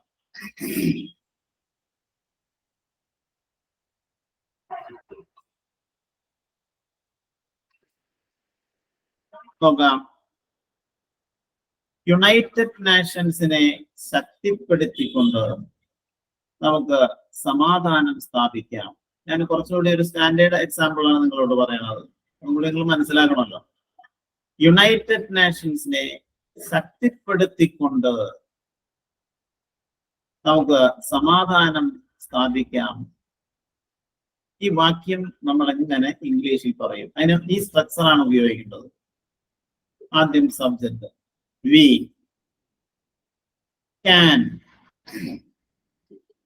എസ്റ്റാബ്ലിഷ്, സ്ഥാപിക്കുക എന്നുള്ളതിന് establish, we can establish peace. ഉണ്ടോ? ഇവിടെ നോക്കിയേ, സബ്ജക്റ്റും വെർബും നമ്മൾ എഴുതി. അതിനുശേഷം നിങ്ങൾ ഒരു പ്രപ്പോസിഷൻ ഉപയോഗിക്കണം, by. We can establish peace by കഴിഞ്ഞാൽ പിന്നെ വെർബിന്റെ ING ഉപയോഗിക്കുക. ശക്തിപ്പെടുത്തുക എന്നുള്ളതിന് ഞാൻ നേരത്തെ EN ചേർത്തിട്ട് ഒരു വേർഡ് പറഞ്ഞു തന്നു, സഫിക്സ് EN ചേർത്തിട്ട് അല്ലേ? അപ്പൊ we can establish peace by strengthening.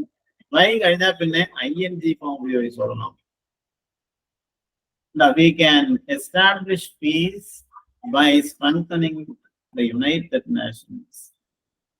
എന്താ ഇപ്പൊ ഇവിടെ അടുത്ത ഒരു സെന്റൻസ് ഇതാണ്, ഭാഷ പഠിക്കുന്നതിൽ പ്രിയ വളരെ ക്ലവറാണ്. ഇത് നമുക്ക് ഇതുപോലെ തന്നെ പ്രപ്പോസിഷൻ പ്ലസ് ING ഉപയോഗിച്ച് പറയാം. എങ്ങനെ പറയും?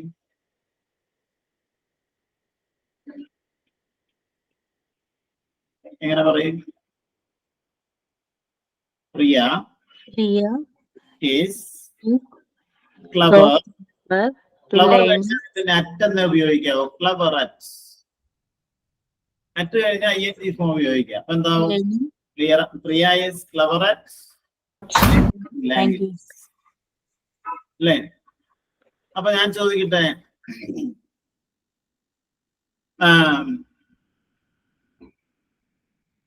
സ്മിത ഭക്ഷണം പാകം ചെയ്യുന്നതിൽ വളരെ സ്കിൽഡ് ആണ്. ഈ സ്ട്രക്ചർ ഉപയോഗിച്ചുകൊണ്ട് നിങ്ങൾ എങ്ങനെ പറയും? സ്മിത ഭക്ഷണം പാകം ചെയ്യുന്നതിൽ, അല്ലെങ്കിൽ ഭക്ഷണം പാകം ചെയ്യാൻ സമർത്ഥയാണ്, അല്ലെ കഴിവുള്ള ആളാണ്.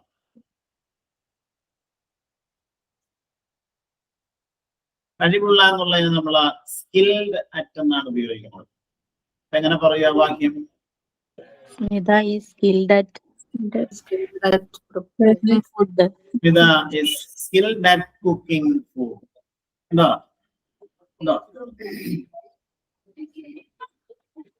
അപ്പൊ ആ ഒരു സ്ട്രക്ചർ മനസ്സിലാക്കാൻ വേണ്ടിയാണ് നിങ്ങളോട് പറഞ്ഞത്.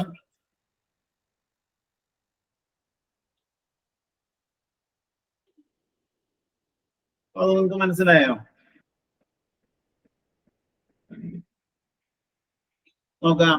By, at, of, in, for, after, without എന്നീ പ്രപ്പോസിഷൻസിന് ശേഷം നമുക്ക് ING ഫോം ഉപയോഗിച്ചുകൊണ്ട് ഇങ്ങനെ വാക്യങ്ങൾ ഉണ്ടാക്കാം. എന്താ? ചായ കുടിക്കാതെ ഗോപാൽ പാർട്ടിയിൽ നിന്ന് പോയി. നമ്മൾ എങ്ങനെ ഈ ആശയം പറയും? നമ്മൾ ഈ സ്ട്രക്ചർ ഉപയോഗിച്ചാണ് പറയേണ്ടത്. ഗോപാൽ ചായ കുടിക്കാതെ പാർട്ടിയിൽ നിന്ന് പോയി. Gopal left the party, party വിട്ടു. Without drinking tea. Without drinking tea.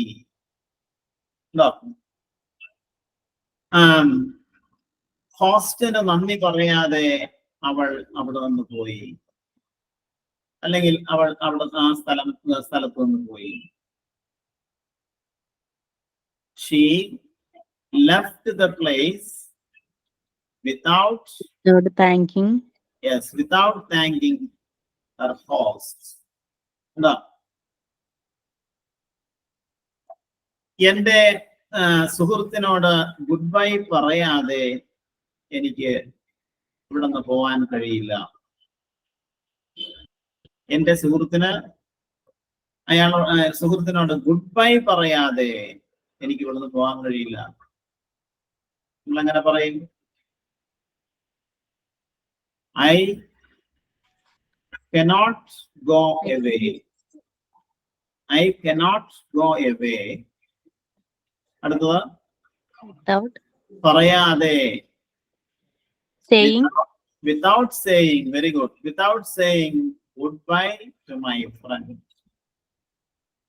No. ജോലി ലഭിച്ചതിന് ശേഷമാണ് അവൻ വിവാഹിതനായത്. അവിടെ ആഫ്റ്റർ എന്ന വാക്ക് ഉപയോഗിച്ചുകൊണ്ട് ആഫ്റ്റർ പ്ലസ് ING ഉപയോഗിക്കണം. എങ്ങനെ നമ്മൾ പറയും? അവൻ വിവാഹിതനായത് ജോലി ലഭിച്ചതിന് ശേഷമാണ്. വിവാഹം ചെയ്തു എന്നുള്ളതിന് നമ്മൾ പറയണത് got married. He got married after. അതിനുശേഷം മാത്രമാണ് only after എന്ന പ്രയോഗം ഉപയോഗിക്കാം. He got married only after he getting a job. Only after getting a job. ഉണ്ടോ? അപ്പൊ without saying, without thanking എന്ന പോലെ നമ്മൾ പറയുന്ന മറ്റൊന്നാണ് after getting. അതുപോലെ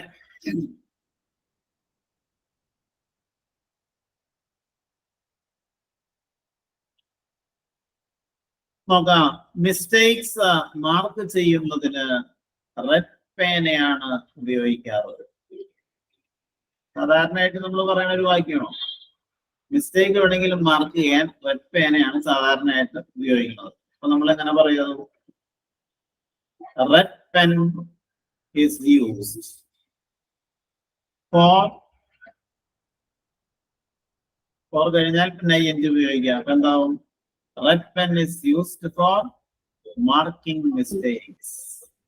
അല്ലേ? അതുപോലെ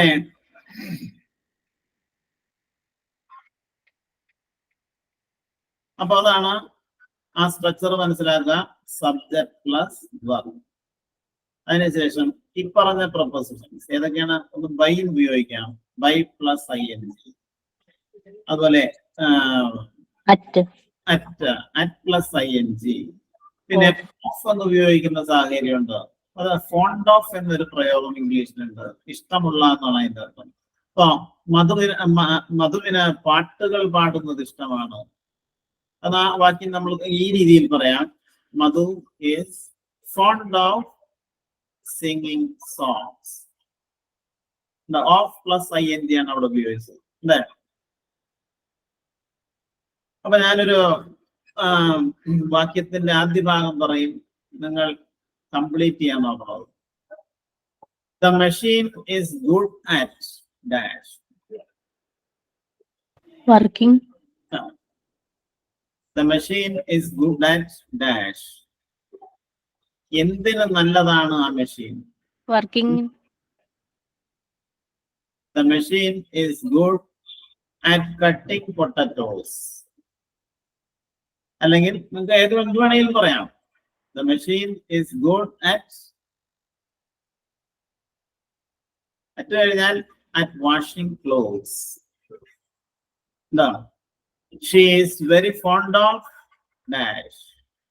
പറഞ്ഞ എന്ത് ചേർത്ത് പറഞ്ഞേ? She is very fond of dash.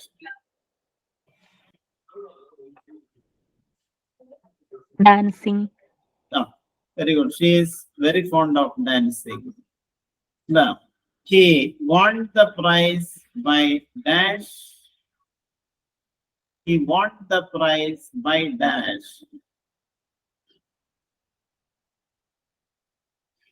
Sir, ഒന്നും കൂടെ പറയൂ sentence. He won, W-O-N, won the prize. അവന് സമ്മാനം ലഭിച്ചു. By dash. ബൈ കണ്ട് നിങ്ങൾ ING ഫോം ചേർത്തിട്ട് ആ വാക്യം പൂർത്തീകരിക്കും. By playing the match. By playing in the match. അല്ലേ?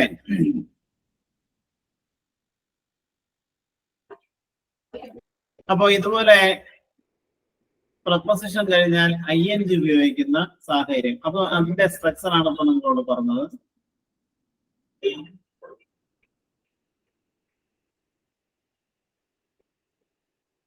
മറ്റു പ്രധാനപ്പെട്ട ഒരു സ്ട്രക്ചർ ആണ്. അത് നിങ്ങളൊന്ന് ശ്രദ്ധിക്കുക. അത് നിങ്ങളോട് പറഞ്ഞോന്ന് എനിക്കറിയില്ല. നോക്കാം. Comparison and contrast R expressed. നമ്മൾ ചില കാര്യങ്ങളിൽ താരതമ്യം ചെയ്യാറുണ്ട്. ഒന്നിന് വിരുദ്ധമായ മറ്റു കാര്യം പറയാറുണ്ട്. അപ്പൊ താരതമ്യത്തിനോ കോൺട്രാസ്റ്റിനോ വേണ്ടിയിട്ട് നമ്മൾ ഇംഗ്ലീഷിൽ ഉപയോഗിക്കുന്ന ഒരു പാറ്റേൺ അല്ലെങ്കിൽ ഒരു സ്ട്രക്ചർ ആണ് THE. അതായത് ഡെഫിനിറ്റ് ആർട്ടിക്കിൾ അതിനുശേഷം ഒരു കമ്പാരിറ്റീവ് ഡിഗ്രിയിലെ ഒരു വേർഡ് പറയാൻ ഞാൻ. പിന്നെ സാധാരണ ഒരു സെന്റൻസ് സബ്ജക്റ്റ് വെർബ്. അതിനുശേഷം വീണ്ടും എന്ന് ഉപയോഗിക്കും. അതിനുശേഷം ഇതുപോലെ കമ്പാരിറ്റീവ്, പിന്നെ അടുത്തൊരു സെന്റൻസ്. ഇതാണ് സെന്റൻസിന്റെ സ്ട്രക്ചർ. ഇതാണ്. ഞാനൊരു വാക്യം നിങ്ങളോട് പറയാം. The less I see him. ഇവിടെ നോക്കിയേ. The less. The lesser I see him, the more I like him. ഇവിടെ നോക്കിയേ. ഒന്നിന് വിരുദ്ധമായ മറ്റൊരു കാര്യമാണ് ഇവിടെ പറഞ്ഞത്. The less I see him എന്ന് പറഞ്ഞാൽ ഞാൻ അവനെ കുറച്ചേ കാണാറുള്ളൂ. എങ്കിലും the more I like him, ഞാൻ എത്രത്തോളം കുറച്ചാണോ അവനെ കാണുന്നത് എനിക്ക് അത്രത്തോളം ഇഷ്ടമാണ് അവനെ. എന്താ? ഒന്നിന് കോൺട്രഡിക്ടറി ആയിട്ടുള്ള മറ്റൊരു കാര്യം പറയാനാണ് the more ഉപയോഗിച്ചത്. ആ സെന്റൻസിന്റെ സ്ട്രക്ചറിന് ഒരു പ്രത്യേകതയുണ്ട്. നോക്കാം.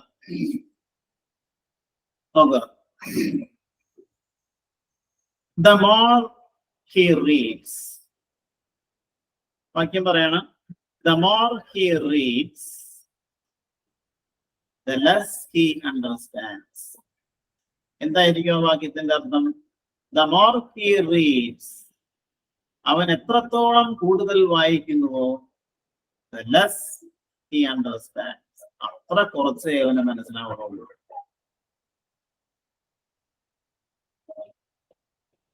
The older we grow. ഇവിടെ നോക്കാം. ദ കഴിഞ്ഞാൽ പിന്നെ ഓൾഡർ എന്ന കമ്പാരിറ്റീവ് ഡിഗ്രിയാണ് ഉപയോഗിച്ചത്, അഡ്ജക്റ്റീവ് ആണ് ഉപയോഗിച്ചത്. ഈ സ്ട്രക്ചറിന്റെ പ്രത്യേകത ഇതാണ്. ഡെഫിനിറ്റ് ആർട്ടിക്കിൾ ദ കഴിഞ്ഞാൽ കമ്പാരിറ്റീവ് അഡ്ജക്റ്റീവ് ഉപയോഗിച്ചിരിക്കണം. അതായത് the older.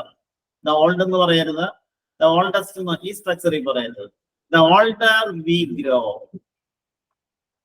The older we grow. അടുത്തതും ചേർക്കണം. The wiser we become. The wiser കഴിഞ്ഞാൽ പിന്നെ വി സബ്ജക്ട് വരണം. നോക്കിയേ, രണ്ട് സെന്റൻസുകൾക്ക് മുന്നിലായി ദ മോർ എന്ന് ചേർത്താൽ അതിന്റെ അർത്ഥമാണ് ഈ പറയണത്. The older we grow, the wiser we become. എന്തായിരിക്കും ആ വാക്യത്തിന്റെ meaning? The older we grow, നമ്മൾ പ്രായമാകും തോറും the wiser we become. നമ്മൾ കൂടുതൽ കൂടുതൽ വൈസറായി മാറുന്നു.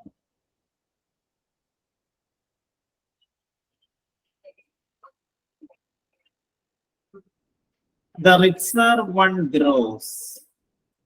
നോക്കാം. The richer one grows. The richer. Richer എന്ന് പറഞ്ഞാൽ കമ്പാരിറ്റീവ് ഫോം അല്ലേ? Rich, richer, riches. The richer one grows. The greater one's worries. ഇതായിരിക്കും ആ വാക്യത്തിന്റെ meaning. The richer one grows.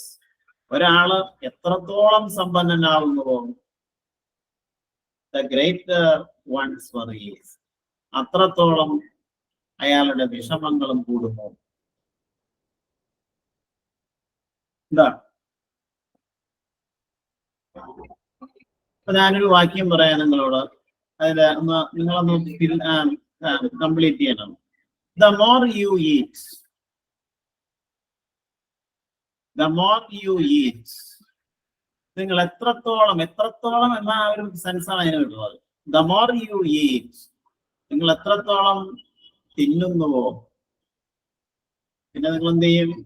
നിങ്ങൾ അത്രത്തോളം വണ്ണം വയ്ക്കും, അല്ലെങ്കിൽ ഫാറ്റി ആവും. നമ്മൾ എങ്ങനെ പറയുക? Same. The more you eat. കഴിഞ്ഞാൽ പിന്നെ അടുത്തെന്ത് എഴുതാം? പിന്നെ താന്ന് ഉപയോഗിച്ചു കൊള്ളണം.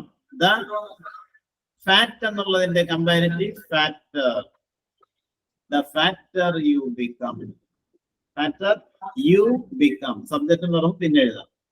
The more you eat, the fatter you become.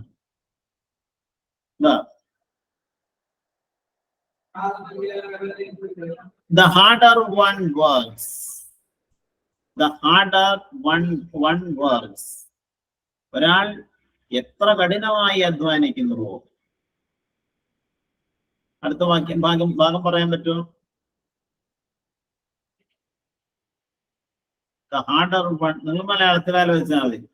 ഒരാൾ എത്രത്തോളം അധ്വാനിക്കുന്നുവോ അത്രത്തോളം നേട്ടം അയാൾക്കുണ്ടാവും. അപ്പൊ നിങ്ങൾ എങ്ങനെ ആ വാക്യം പറയും? The harder one works. നിങ്ങൾ എത്ര കഠിനമായി അധ്വാനിക്കുന്നുവോ അത്ര എളുപ്പത്തിൽ നിങ്ങൾക്ക് ആ ജോലി തീർക്കാം. ഇതാണ് നമുക്ക് പറയേണ്ട ആശയം. നമ്മൾ എങ്ങനെ പറയും? The harder one works, the easier one can complete the work. The easier. ഇവിടെ the plus comparative, പിന്നെ ഒരു സെന്റൻസ്, അതിനുശേഷം the plus comparative. ഞാനൊരു വാക്യം നിങ്ങളോട് പറയാം, അതിന്റെ മലയാളം നിങ്ങൾ പറയാം. എന്താ? The more I teach you, the more I teach you, the less you understand. ഞാൻ എത്രത്തോളം നിങ്ങളെ പഠിപ്പിക്കുന്നു കുറച്ചേ നിങ്ങൾക്ക് മനസ്സിലാവും. അത്രയും കുറച്ചേ നിങ്ങൾക്ക് മനസ്സിലാവണുള്ളൂ. എന്താ? അപ്പൊ എത്രത്തോളം അത്രയും എന്ന നമ്മൾ മലയാളത്തിൽ പറയുന്ന അതേ ആശയം ഇംഗ്ലീഷിൽ അവതരിപ്പിക്കാൻ ഉപയോഗിക്കുന്ന ഒരു സ്ട്രക്ചർ അല്ലെങ്കിൽ പാറ്റേൺ ഓഫ് സെന്റൻസ് ആണ്. എന്താ? അപ്പൊ നിങ്ങൾ എത്രത്തോളം വേഗത്തിൽ ഓടുന്നുവോ നിങ്ങൾക്ക് അത്രത്തോളം നേരത്തെ അവിടെ ചെല്ലാം. ഈ വാക്യം നിങ്ങളൊന്ന് ഇംഗ്ലീഷിൽ പറയാമോ? നിങ്ങൾ എത്രത്തോളം വേഗത്തിൽ ഓടുന്നുവോ അത്രത്തോളം വേഗത്തിൽ നിങ്ങൾക്ക് അവിടെ ചെല്ലാം. ഇങ്ങനെ പറയും.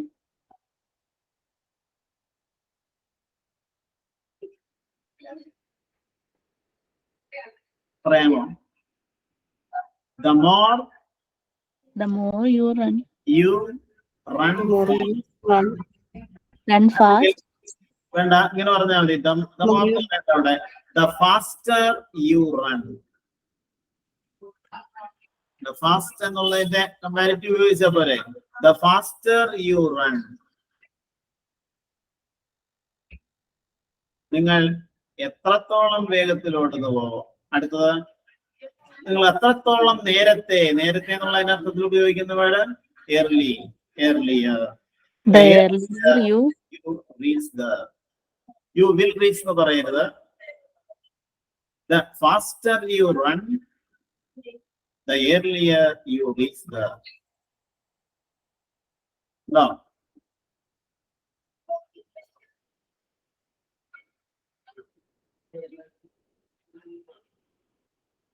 അപ്പൊ അതൊരു സ്ട്രക്ചർ ആണ്. അതിൽ നിങ്ങൾക്ക് എന്തെങ്കിലും സംശയം ഉണ്ടെങ്കിൽ ചോദിക്കാം. ആ സ്ട്രക്ചർ ഇതാണ്. ദ കഴിഞ്ഞാൽ മോർ. മോർ എന്ന് പറഞ്ഞിട്ടുണ്ടെങ്കിൽ കമ്പാരിറ്റീവ് ഫോം ആണ്. The faster, the easier, the simpler, the quicker, the higher, അങ്ങനെയുള്ള ആ കമ്പാരിറ്റീവ് ഫോം ഉപയോഗിക്കുക. പിന്നെ ഒരു സെന്റൻസ്, അതിനുശേഷം വീണ്ടും ദ എന്ന് ഉപയോഗിക്കുക. പിന്നെ ഒരു അഡ്ജക്റ്റീവ്, കമ്പാരിറ്റീവ് അഡ്ജക്റ്റീവ് പ്ലസ് മറ്റൊരു സെന്റൻസ്. ഈ ഘടനയുടെ മീനിങ് ഇതാണ്. എന്ത്? നിങ്ങൾ എത്രത്തോളം ഒരു കാര്യം ചെയ്യുന്നുവോ അത്രത്തോളം നിങ്ങൾക്ക് അത് ലഭിക്കും. എത്രത്തോളം അത്രത്തോളം എന്ന അർത്ഥം കിട്ടാനാണ് ഇത് നമ്മൾ സാധാരണയായിട്ട് ഉപയോഗിക്കുന്നത്.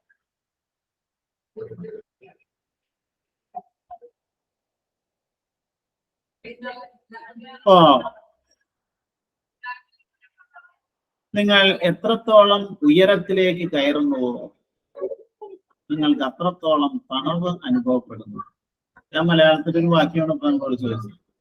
നിങ്ങൾ എത്രത്തോളം ഉയരത്തിലേക്ക് കയറുന്നുവോ നിങ്ങൾക്ക് അത്രത്തോളം തണുവ് അനുഭവപ്പെടുന്നു.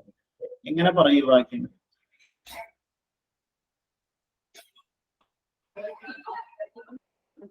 വേഗ, സ്മിത പറയാം.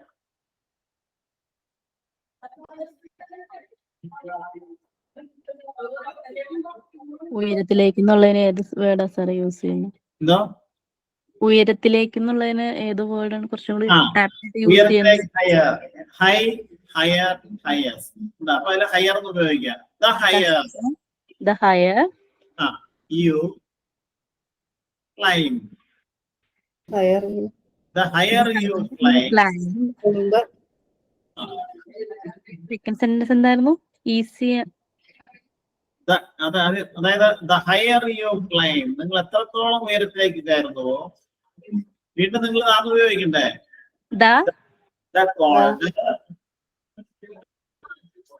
The colder you feel.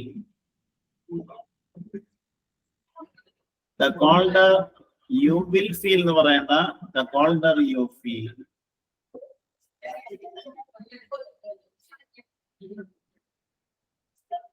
ഇങ്ങനെയുള്ള ആ ശൈലിയാണ് നമ്മൾ മനസ്സിലാക്കേണ്ടത്.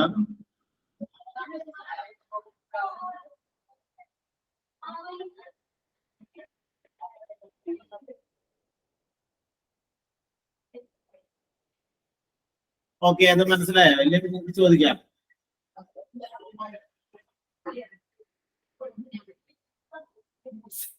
അപ്പൊ നിങ്ങൾ തന്നെ അടുത്ത ക്ലാസ്സില് ദമോർ ഉപയോഗിച്ചുകൊണ്ട് ഒരു 5 സെന്റൻസ് ഉണ്ടാക്കി നോക്കുക. മലയാളത്തിൽ ആലോചിക്കുക. ശ്രദ്ധിക്കേണ്ട കാര്യത്തിലുള്ള ഇത്രത്തോളം അത്രത്തോളം എന്ന ആ അർത്ഥം ലഭിക്കാനാണ് നമ്മൾ ഈ ശൈലി ഉപയോഗിക്കുന്നത്. അതിന്റെ ഘടന ഇതാണ്. The plus comparative. നിങ്ങൾക്ക് ഒരു അഡ്ജക്റ്റീവിന്റെ 3 ഡിഗ്രീസ് പറഞ്ഞു തന്നില്ലേ? Fast, faster, fastest, quicker, quickest, beautiful, more beautiful, the most beautiful. അപ്പോ ഈ സ്ട്രക്ചറിൽ നിങ്ങൾ ഉപയോഗിക്കേണ്ടത് ദാ കഴിഞ്ഞാൽ കമ്പാരിറ്റീവ് അഡ്ജക്റ്റീവ് ആണ് ഉപയോഗിക്കുക. അതിനുശേഷം ഒരു സെന്റൻസ്. ആ സെന്റൻസിൽ യു അല്ലെങ്കിൽ ഹി എന്നൊക്കെ ആവാം. അതിനുശേഷം വീണ്ടും നിങ്ങൾ ദാ, വീണ്ടും ഒരു കമ്പാരിറ്റീവ് അഡ്ജക്റ്റീവ്, പിന്നെ ഒരു സെന്റൻസ്. ഇതാണ് അതിന്റെ ഘടന.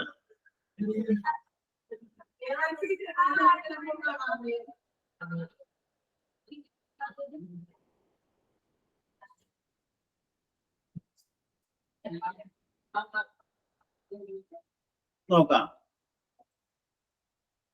അടുത്താണ് മറ്റൊരു സ്ട്രക്ചർ ഇതാണ്. ടു എന്ന് ഉപയോഗിച്ചുകൊണ്ട് നമുക്ക് ഒരു അൺഡിസൈറബിൾ ആയിട്ടുള്ള കാര്യം പറയാൻ ടു എന്ന പ്രയോഗം ഉപയോഗിക്കാം. ഞാൻ നിങ്ങളോട് 2 സെന്റൻസ് പറയാം. The tea is very hot.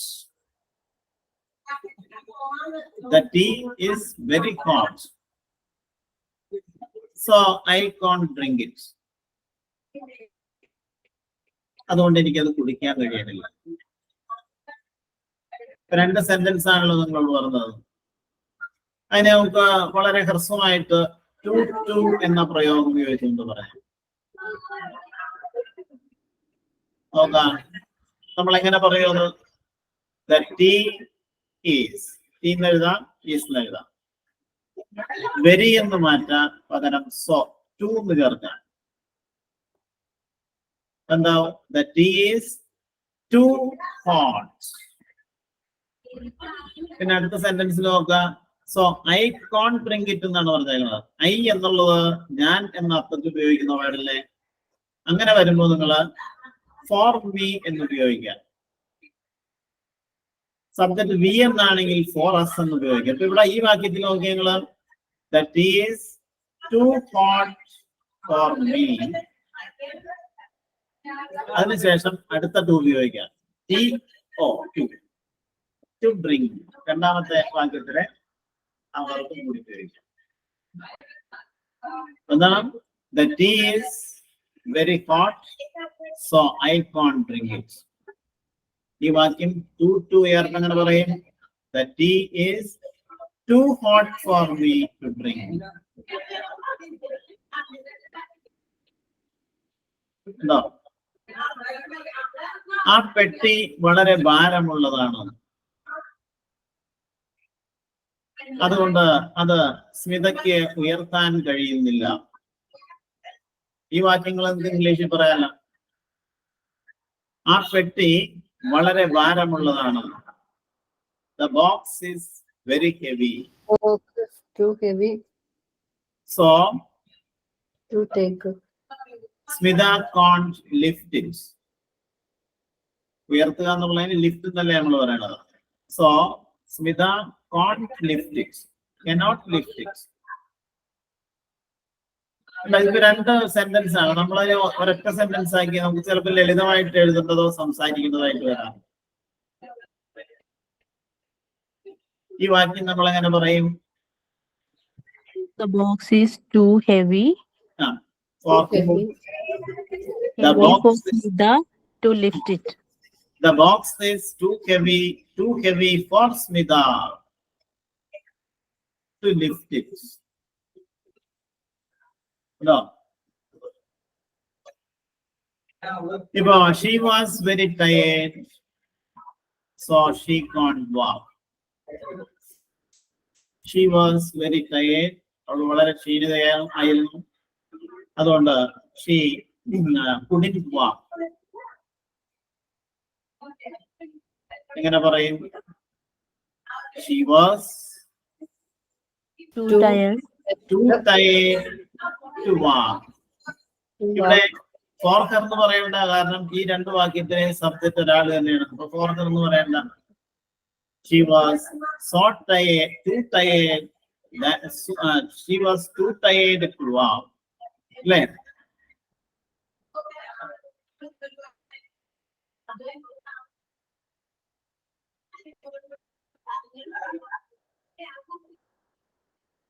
നോക്ക, ആ കുട്ടിക്ക് തീരെ ബുദ്ധിയില്ല, അതുകൊണ്ട് അവനത് മനസ്സിലാക്കാൻ കഴിയുന്നില്ല. 2 വാക്യം പറയണം. അതായത് the boy has too little intelligence. ബുദ്ധിശക്തി തീരെ കുറവാണ്. The boy has too little intelligence, so he can't understand this, or he can't understand this problem. നമ്മൾ എങ്ങനെ പറയും?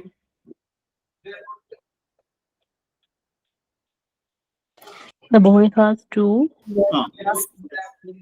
Too The boy has too Too little intelligence. Too little intelligence To understand. To understand.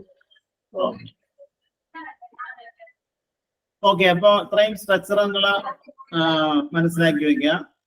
അടുത്ത നമുക്ക് അടുത്ത ക്ലാസ്സിൽ discuss ചെയ്യാം. Okay,